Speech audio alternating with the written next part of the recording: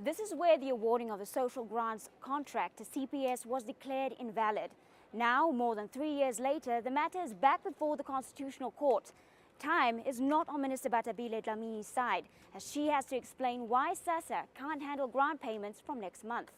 With less than 3 weeks to go, the future of the social grant system remains uncertain. And this is how we got here.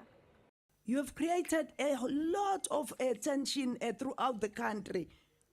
It's our grandmothers and grandfathers that will walk long Ma'am, it's distances. exactly because of that we're here today to ask you questions. It is Treasury has said it is a self-created crisis that you created.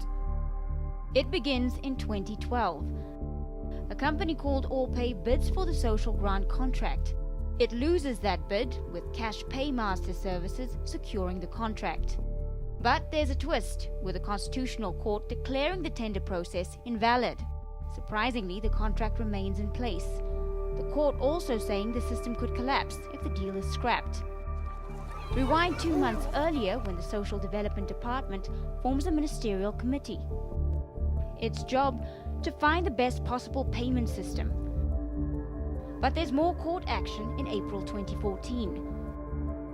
The Constitutional Court makes a new order, saying SASSA must reboot the tender process. The court sets a deadline in 2015. SASSA will have to award a new contract by October the following year. But that doesn't happen, the agency saying there wasn't enough interest. Fast forward to February 2017. SASSA files court papers saying it wants to extend the contract by a year. The decision sparks a response from the Black Sash.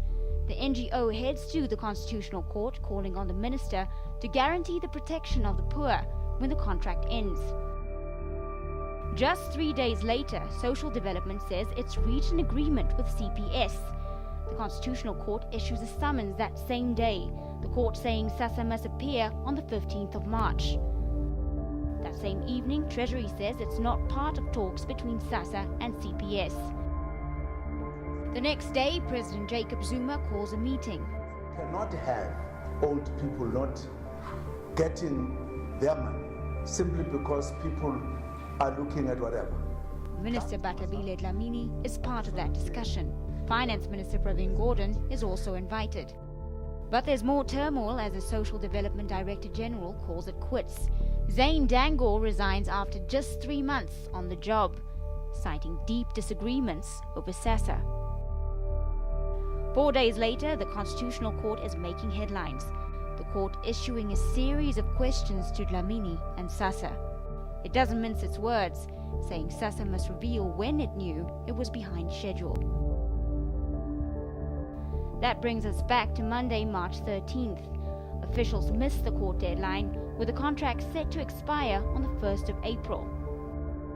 The question now is, will the interim contract proposed to National Treasury pass legal muster?